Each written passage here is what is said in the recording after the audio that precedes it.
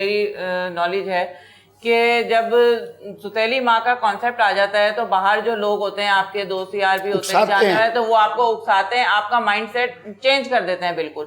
تو اس پہ اس کو ضرورت ہے کہ کم از کم یہ ان باتوں پہ دھیان نہ دے تو پھر اس کا بیہیویئر شاید تھوڑا سا بہتر ہو سکے. بچپن سے وہ جو کہانیاں سناتے ہیں اس میں وہ ستیلی کا ماں کا جو رول ہے وہ ہمیشہ بری ہی ہوتی ہے, وہ وچ والا ہوتا ہے. جی بالکل ہی بری اس کو ہوتی ہے. ڈائن بنا کے پیش کرتے ہیں. کچھ بھی کہہ لیکن رہے ہیں خواجہ صاحب مجھے اس بارے میں پتا ہے کہ وہ پراپرٹی میرے نام ہی ہے, کیونکہ میری جب دستخط لیے جا رہے ہیں تو ظاہر سی بات ہے میرے نام ہی وہ پراپرٹی ہے. نہیں مگر وہ بتا رہے ہیں کہ آپ اس وقت مائنر خواجہ تھے. صاحب وہ تو غلط بیانی کر رہے ہیں, وہ مسلسل غلط بیانی کیے جا رہے ہیں. سر وہ تو چھوٹے تھے, لیکن جہاں تک میری نالج میں ہے کہ ظاہر صاحب کا نہ تو کوئی بھائی تھا نہ کوئی اور رشتہ دار تھا. خواجہ صاحب ابھی میری عمر 25 سال ہے اور 3 سال پہلے میں کون سا کچھ چھوٹا تھا, 22 سال کے تھے. جی آپ بتائیں اب اس میں کیا رائٹس نہیں ہوتے جائیداد لینے کے, یا جائیداد نام نہیں کی جاتی؟ میں تو بڑا تھا اس ٹائم بھی. تسلیم نے کوئی آپ کو کبھی بتایا نہیں کہ پراپرٹی کس کے نام ہے؟ نہیں, انہوں نے بتایا تھا کہ تمہارے نام ساری چیزیں کر چکی ہیں, اور انہوں نے کہا تھا کہ ایک ہم مکان سیل کر رہے ہیں تو آپ خاور صاحب کو سائن کر دو.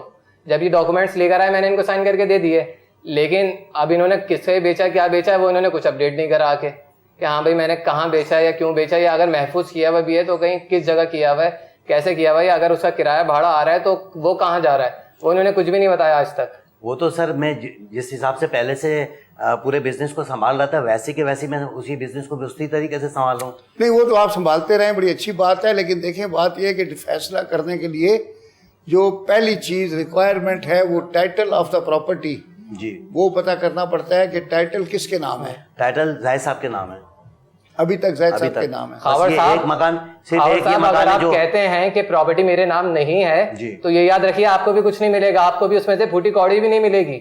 جی یہ بھی آپ یاد رکھیں, کیونکہ خواجہ صاحب ابھی آپ نے ذکر کیا جی میں نے بتایا کہ خاندان میں بانٹ دی جاتی ہے. جہاں تک میں نے اپنی عمر میں دیکھا ہے, مجھے 20-22 سال ہو گئے, میں نے تو آج تک اپنے گھر پہ کسی رشتے دار کو آتے ہوئے نہیں دیکھا.